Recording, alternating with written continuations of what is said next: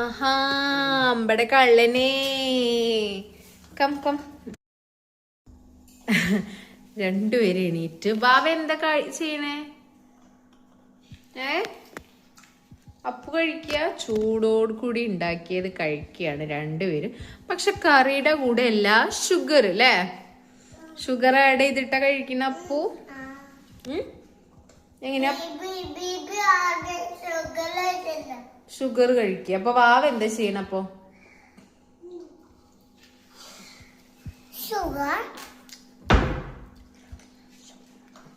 What?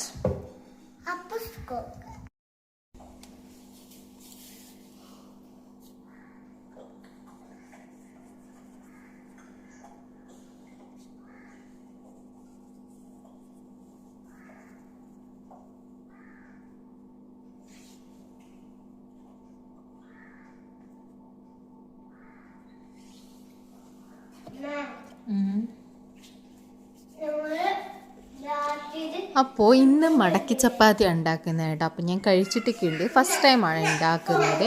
പിന്നെ കുറച്ച് ദോശ ഉണ്ടാക്കാമെന്ന് വിചാരിച്ചു, പിന്നെ കുറച്ച് മടക്കി ചപ്പാത്തി ഉണ്ടാക്കാമെന്ന് വിചാരിച്ചു. അങ്ങനെ രണ്ടെണ്ണമായിട്ടാണ് ഉണ്ടാക്കുന്നത്. വേണ്ടവർക്ക് ഇഷ്ടമുള്ളവർക്ക് എന്താ വേണ്ടതെന്ന് വെച്ചാൽ അങ്ങനെ കഴിക്കാമെന്ന് വിചാരിച്ചിട്ട് കേട്ടോ. പിന്നെ ഇതിന് കൂടെ നല്ല ചിക്കൻ കറിയും ഉണ്ട്. അപ്പം എങ്ങനെയാണെന്ന് വെച്ചാൽ കഴിച്ചോളൂ.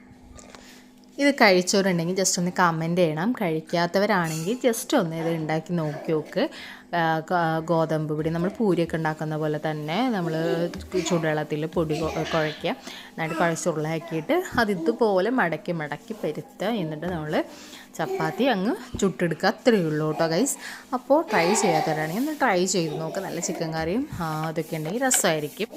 പിന്നെ ഇതിൻ്റെ ഇടയിൽ എന്തെങ്കിലുമൊക്കെ വെച്ചിട്ട് തേങ്ങയോ അങ്ങനെ എന്തെങ്കിലുമൊക്കെ മസാല വെച്ച് പരത്തുമ്പോഴും അതും വേറൊരു ടേസ്റ്റാണ്.